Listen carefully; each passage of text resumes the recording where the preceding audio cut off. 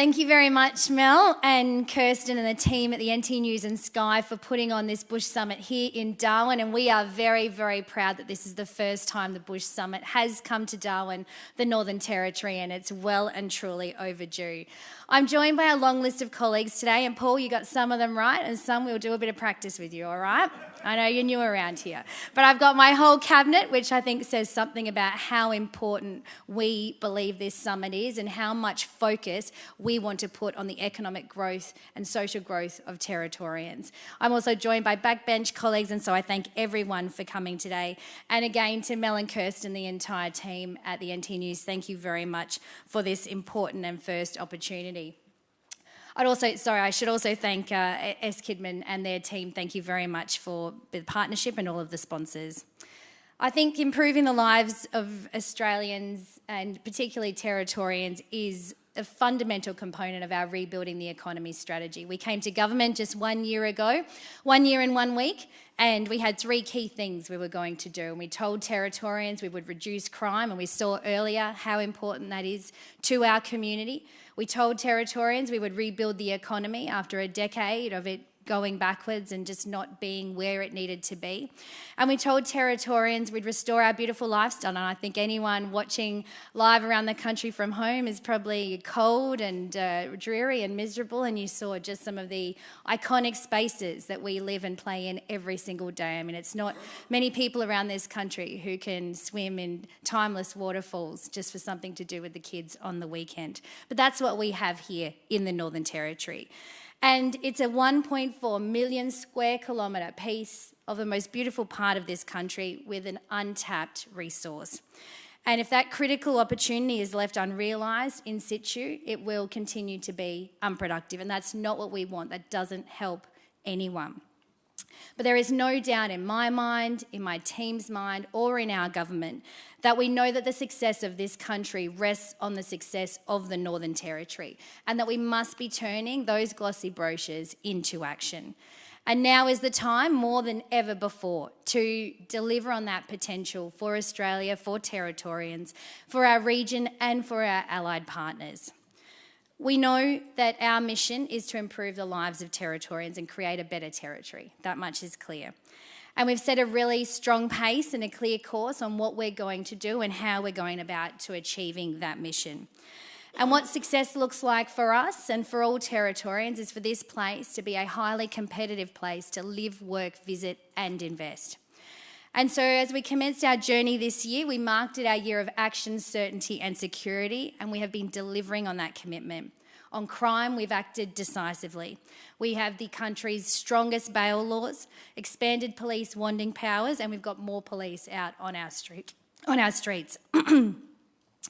We know, as I said earlier, that the safety of our community is paramount. You can't have a thriving economy if your streets aren't safe. And we've already had some really clear results with the work we've been doing to reduce crime. The number of victims has fallen by 605. Now, if you're listening in a big state, that will seem like a tiny amount. But when you have a population of just over 250,000 people, it represents a 4.7% drop in the number of victims here in the Northern Territory. And we're very, very proud of that. We know there's much more work to do, and we've absolutely shown we've got the guts to do what it takes to put the safety of people above the rights of offenders. And when it comes to a strong economy, we know that Territorians have what it takes. A healthy economy underpins everything. It's what will deliver choice, it's what will deliver better health services, better roads, goods and services. In March, we launched our Rebuilding the Economy strategy, and it's a clear plan that we have built around 5 key areas. We said we'd make the Territory the best place to do business. We would build a bigger and a better workforce. We would deliver for Australia, and that is a key theme of this summit. We would unlock our region's growth, and we would connect the Territory. And that strategy is there to be transparent across government and across the private sector. And it ties in with this summit, as I said earlier. With respect to my federal colleagues and people around this beautiful country, I just think, as Mel very well articulated, that you are failing to understand the significance of the contribution that the Northern Territory can make to this country. Did you know that the Beetaloo Sub-Basin is Australia's largest onshore gas reserve and that the country's largest resource of uncontracted gas contains enough energy to power this entire nation for 200 years? Did you sitting at home know that? Did you also know that in comparison to many other Australian gas fields, including those offshore, our Beetaloo gas is actually very low in carbon dioxide at only 2 to 3%, making it one of the cleanest gas supplies in this country. Our energy is affordable, reliable, abundant and clean, and it's a national resource, not just for Territorians, but for Australians, our allies and our region. And while Victoria and New South Wales are progressing billion-dollar gas import terminals, which take expensive and emission-intensive gas from elsewhere in the world, we know that we can deliver that gas by Australians for Australians here from the Northern Territory. An Australian-first approach would invest in the development of our own resources, regulated by Australia, employing Australians, benefiting Australians, and powering Australians. Today marks a really significant step forward in our resource sector with the approval of 2 significant Beetaloo Sub-Basin investment milestones totalling $210 million. We will see commercial gas production from the Beetaloo in the first half of 2026, with beneficial use of gas agreements finalised to deliver Beetaloo's gas to market and royalties to Territorians, and we couldn't be more excited about it. It's 10 years overdue. And this is one of the examples that reflects our commitment to rebuilding the Territory's economy, and we've done a lot to get us there. And that's why we've centred our economic strategy around 5 key industries that Australians rely on, indeed depend on, and industries that require that national focus, industries that represent national security. The first is energy, and I've spoken about that. Overlay on top of that we have the best solar radiance in the country and the best gas, we have a huge opportunity for renewables. Australians should not be choosing the difference between putting food on the table or whether or not they turn the heater or the air conditioner on. And that is the situation this country is in, and it does not need to be there. But that is a situation that the Northern Territory can support and deliver on. We are the solution. Darwin is closer to Jakarta and Singapore than it is to Sydney or Melbourne. That's just a fact. And so food security is another key pillar in which we can deliver for Australia and for our region through agricultural investment and development. Whether it's fruits, nuts, vegetables, or our cattle industry, we have the opportunity for safe, secure agricultural businesses here in the Northern Territory operating at the very highest of standards. The significance of this is indisputable, and our strategic importance is also very clear when it comes to the defence of this nation. Our allies and our regional partners are looking to the Northern Territory just as much as our Australian Defence Forces are. War hit our shores when 680 bombs rained down on Darwin and Katherine in 1942. And what greater lesson do we as a country need to learn than the one that saw war come to Australian shores? Preparedness, posture and position is key to a secure future for all Australians, and that starts and ends with the enhancement of the ADF here, the support of our allies and our region through training and forward basing. The Northern Territory is a key allied partner of choice. We have unrivalled training ranges. We are a preferred destination when we come to host military exercises, and we've just had Talisman Sabre with 19 different countries exercising here in the Territory. As part of Talisman Sabre, the Australian Army conducted its first ever live firing of the Precision Strike Missile at Mount Bundy Training Area, and we've got a strong commitment from the United States through our Marine Rotational Force here in the top end, and that will continue to grow along with our allied partners in Japan.